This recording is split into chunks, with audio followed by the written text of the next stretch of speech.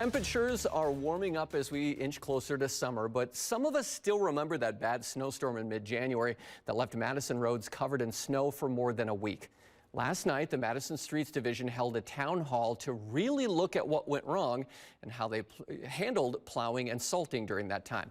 WMTV's Tyler Peters talked with the city to hear why the roads were covered in snow for so long. And they held that town hall now to allow time for tempers from residents to cool down. I spoke with the Madison Street Superintendent. He tells me January's storm was the worst event they've had to deal with in almost 12 years, but says the challenge for them wasn't the snow. Madison Street Superintendent Charlie Romine says it was the frigid temperatures that followed the January 12th snowstorm.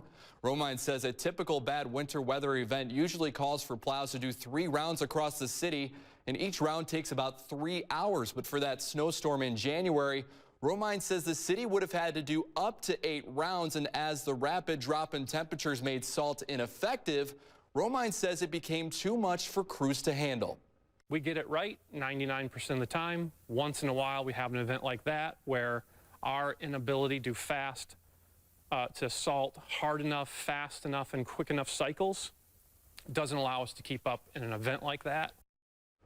Romine says the Streets Division is examining ways they can change their plowing response going forward. It includes using a different type of salt that would melt snow in colder temperatures. In studio, Tyler Peters, WMTV 15 News.